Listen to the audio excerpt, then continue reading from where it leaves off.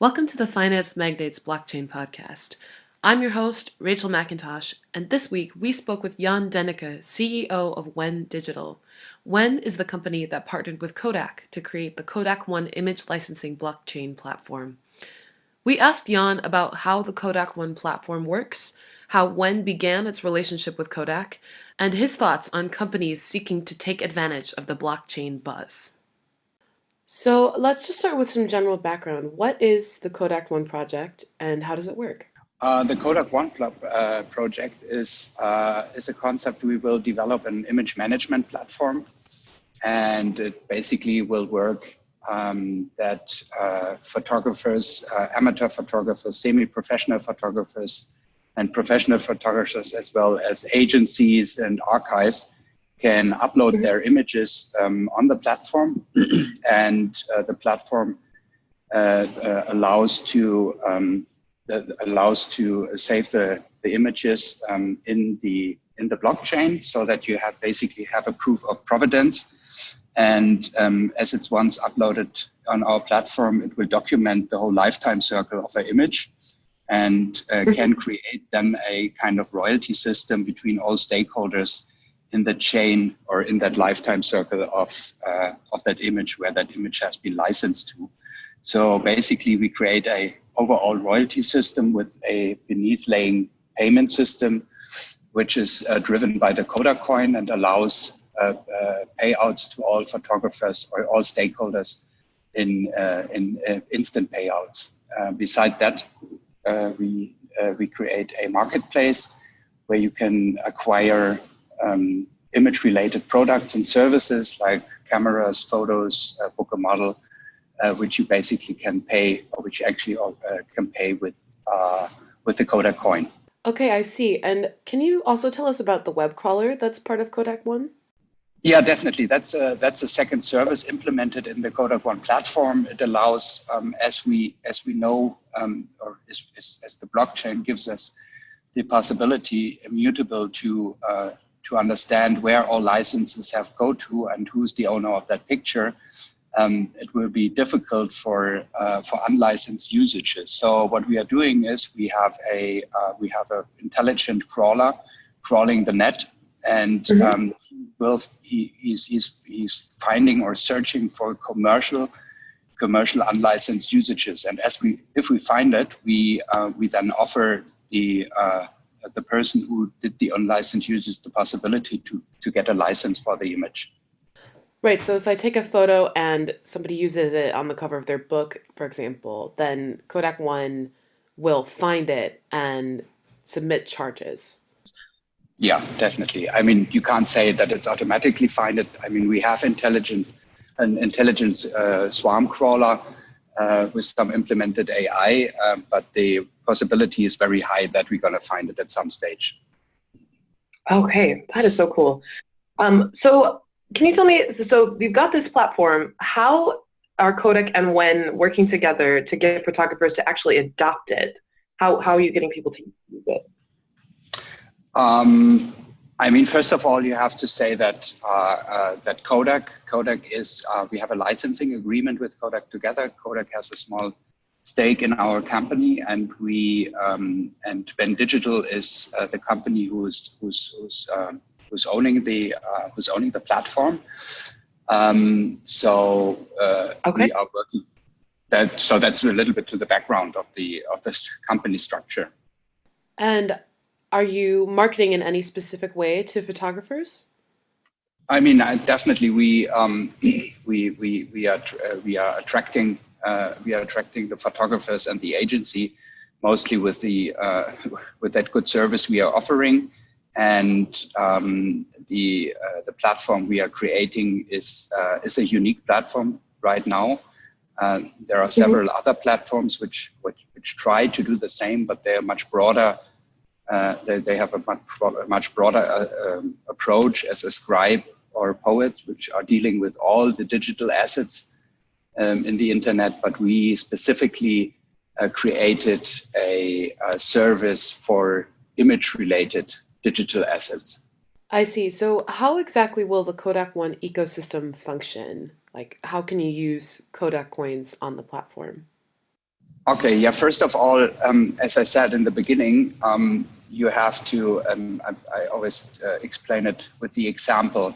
If you have a photographer in England, for example, and he's uploading a photo, then normally he's represented by an agency in his country. So this is his main agency, and that agency obviously wants to distribute that image through over the whole world. So it has partnership contracts with different kind of agencies in different countries.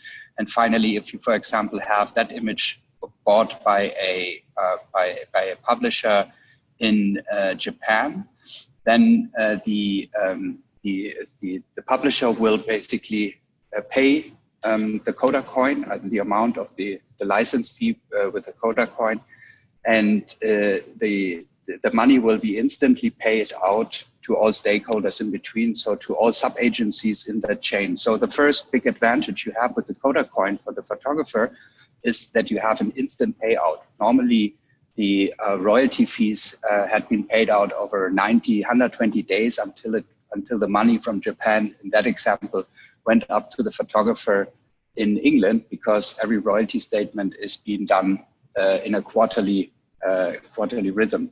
So that's the first big advantage we are having. Second of all, the photographer has the big advantage with the KodakOne and the blockchain system that he can basically for himself see that the picture definitely had been sold and to which price had been sold. So there were difficulties as the original royalty system in the older industry is not on purpose untrustworthy, but it's like, because there are so many agencies working together and archives being sold and so on and so on, it leads to the big disadvantage that basically you don't know if your picture had been sold and to which kind of amount, and it's difficult for a single photographer to control it. So what we create with that system, and especially with the KodakOne, we create a trustworthy system where the photographer can immediately see that the picture had been sold for that kind of image. So that's the first point. The second point is that that we bind different kind of attributes to the token. One attribute is, for example, that the token holder is getting a part of the revenue the platform creates, so himself. A second thing is that he will get discounts. So if he's going to be paid out in Kodak coins, he gets discounts in acquiring services and products on our marketplace. He gets a IP valuation, which is a very interesting thing. So what we are doing is, as soon as you are uploading your picture, and let's imagine you were a semi-professional or amateur photographer, and you have some beautiful pictures and you don't know what they are worth, you'll upload them to our to our platform, and we have some AI technique running over the picture and sees, okay, is there a person on it? Is there a building on it? Or what does the person look like? Or did you photograph by coincidence a trademark? So what we are going to do is, like, we see that, or we define it, and then we ask you, and we do a kind of a right clearance, or we ask you the right questions for it. So if, for example, if you took a photo of a friend of yours, we ask you, do you have that model release for your friend? So that we basically enrich your archive with certain kind of information and make your archive more valuable for distribution and other kind of usages. So that's another thing. Then we have kind of we're going to use it. We have a kind of, we call it the big data license, where you're going to be part of if you're a token holder.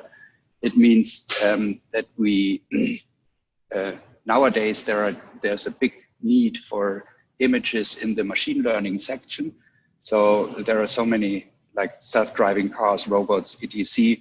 There's a big need of classified pictures, and if you upload your pictures and make them available to companies who need to understand what, for example, is a traffic light, so they need a big amount of traffic lights to teach their machines. So that's another token attribute we have. So there are several different kind of options or possibilities where you get big advantages if you are a token holder to drive the whole image economy on our platform. Okay, I see. And can you tell me a little bit more about WENN Digital? What is WENN Digital and what was it before it became this blockchain firm? WENN Digital was created by two companies. One company is the WENN Media Group. The other company is Ride. Ride, I founded Ride in April 2017. My background is I'm a copyright lawyer, and I was dealing all the time with the with the topic how can you solve that that problem that that digital assets are used in the internet for free, or that basically creators are not rewarded for their idea. That's why we created Ride, and the mission of Ride was out of the name. The creation of the name was reward your ideas. So we basically created that crawler, and we didn't want to do the approach as you normally the aggressive approach over a lawyer, go after every kind of unlicensed usage. But we saw the commercial usage normally as a, let's put it that way, not if the person would have known where he gets a license, he would probably have bought it. So normally they don't know where they can buy or acquire the license, so they just take it and use it. So it's not a on purpose bad use. It's more a out of the situation that they don't know where the license is. So we created it, right? The idea that we said, like, let's treat the user of that license more like a customer, because he actually, if you approach him the right way, he's willing to buy and acquire that license. So we turned everything around and said, like, okay, we give you the possibility to buy that license if we find you, and also do an upsale and acquire the license for future time. So Ride was acting more or less as an agency. And and we just had one big problem. Ride never really understood, or like in an abstract way, understood the market. So we needed to learn from our customers, and one of our big customers was WENN Media Group, and which we were working very close together on that topic.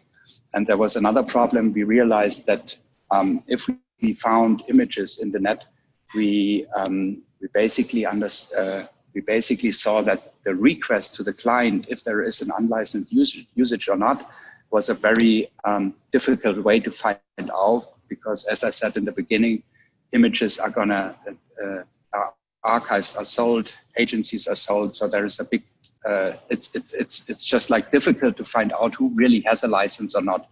And then I was digging deeper into the blockchain technology and understood really that this could be the key to create a overall immutable royalty system where you actually know who has which license or who acquired which license, so that if we would find something, the request to the system is much faster and efficient than the request to the client, who has to go into his books and look it up. So that's what we then were talking with WENN together, and WENN was a agency which has a big amount of pictures. They are shooting like up to 5,000 pictures a day, creating 5,000 pictures a day, and very exclusive pictures as well. So they have distributed all over the world, where we could, on a quick way, learn how the evolution of a picture is basically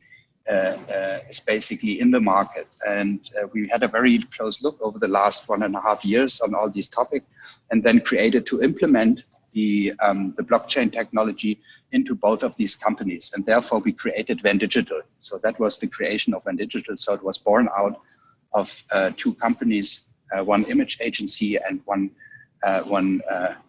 company that was crawling the net and basically searching for unlicensed usages. How did WENN Digital get involved with Kodak? Kodak, we created that or as we created WENN Digital, or the whole idea, we were always looking for, let's put it that way, for a strong brand partner with a lot of trust in the brand, and also well known in the image economy. And we came up with Kodak because my whole childhood is photoed on is on Kodak film, is on Kodak film, and it has. I mean, Kodak has like a. It's every photographer out there breathed Kodak his whole life. So it was a company, an image which was very related to the photography economy. They had a big aim of rewarding photographers and standing on their side. So that was a brilliant brand for us. So we basically reached out to Kodak and presented them the what we are planning and how we want to approach the problem in the internet, and they were really amazed and opened, and it was a very good start of the discussion. So yeah, we became closer and started, and they liked the idea, we loved the idea, and so basically then we ended up in that brand licensing contract, where we are very happy about it, and in a very in a wonderful partnership, I must say. So Ride's blockchain project was already existing on its own before Kodak picked it up. Yes, of course. The Ride project, I mean, we created Ride and it started in the first crawler technology was developed 2015, and then we started Ride in 2016, and it already had clients. Up and run. All the services were up and running. And obviously, in the beginning, we were testing, and from there on, we were growing and had different kind of agencies like Blaublut, Food Zentrale, obviously WENN, and some good creative photographers like Magnates, and so on. So that was the Ride business was up and running, and it was just like, let's put it that way, we grow together with WENN Media Group. So it was announced on January 31st that the KodakOne ICO was going to be delayed for several weeks. And as a result of that announcement, Kodak's stock value fell by about 15%. It had previously risen more than 100% when KodakOne was originally announced. So can you speak a little to the decision to delay the launch of KodakOne? Why did it happen? And what could have been done differently to prevent it? Okay, first of all, it's not a delay. I think it was a misunderstanding of what we are doing. Okay. Let me quickly explain what we are doing. When we started to think about doing, first of all, the KodakOne for us is a essential part of the whole business model. So we needed to create it, and so that's why we basically need to do an ICO to somehow bring the coin into the outside world. Let's put it that way. I'm coming back to that point later. So when we started to discuss that, and it was or when the first thoughts or how we're going to establish that was like in September 2016. September 2017. We the discussion and how regulation authorities are seeing ICOs were completely different to how it is now, and it changed in the last few months rapidly. So the attention of regulation authorities like the BaFin or like the SEC basically really started by the end of 2017. And we realized from the first, we actually wanted to do, in the beginning, we wanted to do an unregulated ICO as everybody did it. But then we realized that the regulation authorities are digging much deeper into that market. And that's just my personal opinion. And I believe strongly that the ICO market won't stay unregulated. As the SEC said by the end of 2017, there is no difference between utility token and security token. Every token is a security token. So that was for us the first sign where we basically said, listen, we have to do a regulated ICO. We can't take the responsibility for our investors, big or small, if they invest in something and then half a year or a year later, the regulation authorities are coming and then just shutting it down. That risk is too big for us. So we decided to make a very risky, or not risky, but a very bold decision that we said, okay, we just, we don't even discuss if our token is a security token or a utility token. We treat the token as a security token and basically say that we're gonna do a regulated ICO. So from that decision on, obviously there are lots of hurdles to overcome, and lots of, especially in a formal way, you have to act very compliant, which is a big effort and costs a lot of money. So we decided in the first step, we decided to do a Reg D, so-called Reg D, which is only for accredited investors. And if you do a Reg D, you have to act compliant, and especially there are different kind of things like the KYC, or like know your customer, like you have to know if the person is an accredited investor, and so on. So we started to implement that thing, and very close with our lawyers, and also in the discussion with the SEC, that we create a process where everything is compliant under regulated D. And the definition of launching an ICO is under a regulated topic completely different than an unregulated ICO. Because when I said like I'm launch an ICO unregulated, I immediately can buy on the platform. Everybody can buy on the platform with any kind of money, crypto, the tokens. For us, the launch means that the first thing what we have to do is that we have to filter, first of all, we have to find out if they are an accredited investor. That takes some time. So that process begins. So we pick out on every inquiry we had, we run them through the system and said like, okay, listen, you are an accredited investor, you can go one step further. Then you have to do the KYC process, and that whole process to document that takes time. So it's not a delay. We just started the process of becoming or getting the possibility to invest into KodakOne. And these are formal processes which are needed to be compliant under the SEC. Maybe one sentence again to the question why regulated, because out of my perspective, it's the regulation is a protection for investors, because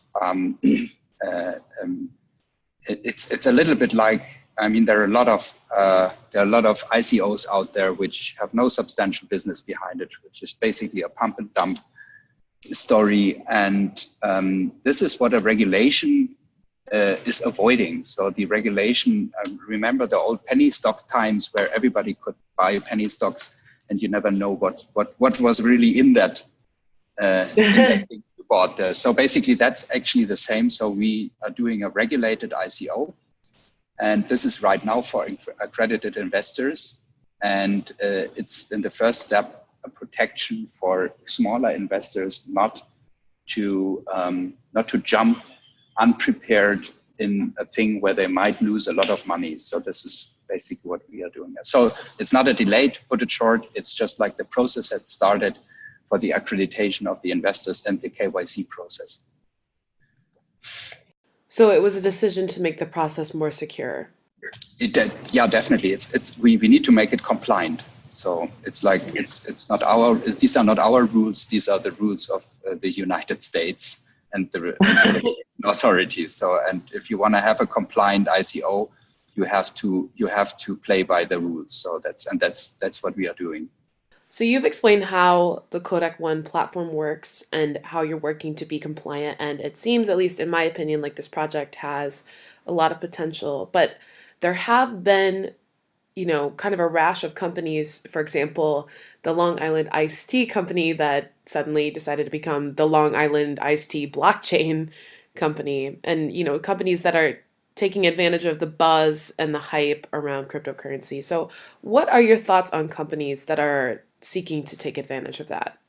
I think it's. I mean, obviously, I can't support that at all, and I know that we were thrown in the same pool sometimes with companies like that. But I'm actually relaxed on that topic because we are not. We have a brilliant technology already up and running. We have a brilliant idea. We are basically starting to build. We have a big, huge feedback from the from basically the community, photographers, agencies, and so on. The only ones who are jumping on it are more, let's put it that way, it's a little bit a press-related topic. What I totally understand, because obviously there are buzzwords like blockchain and stock raising with blockchain and so on. But in the end, the quality will survive and the product will survive. And that's why I'm not very concerned about that, because we are about to create a huge, big product. We have, I can't tell you now, we have 2 really big archives now coming on board with us. We get a big support from the community. So, yeah.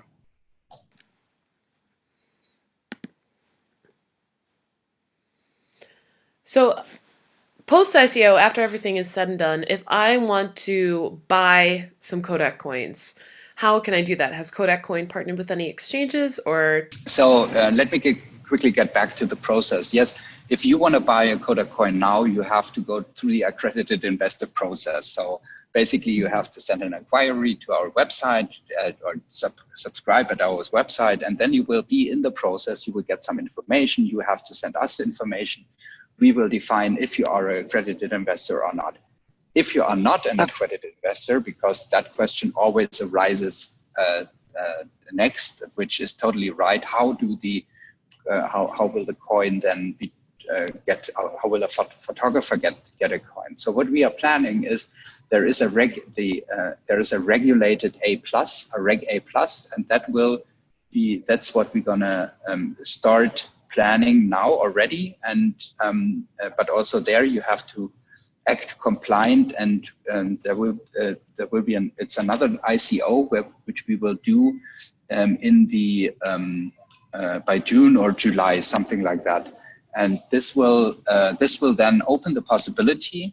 So you basically transform the regulated D, which is the first ICO, into a regulated plus, and open the possibility to everybody to buy and acquire tokens. But the formal topics you have, or the formal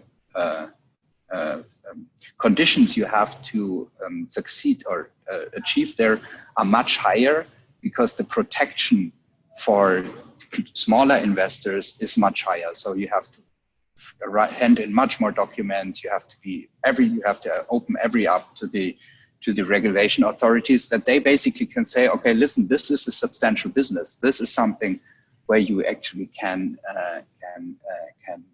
don't have to be feared that it's like a pump and dump topic and so on and so on. So. Right. Okay, I see. And then can you tell me how tokens will be stored? Will they be stored on the exchange, or will there be an external wallet, or?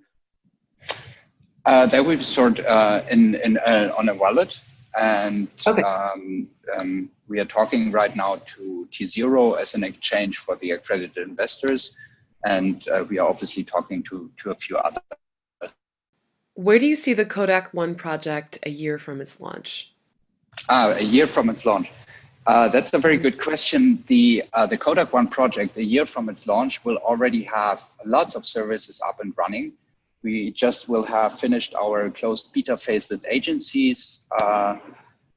you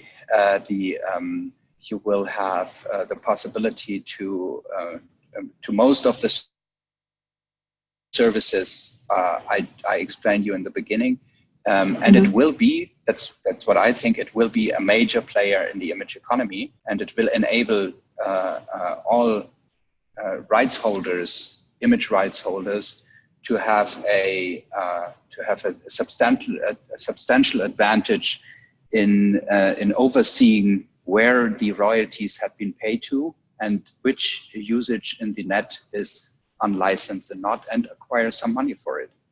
So basically, it will reward the ideas of all the photo creators.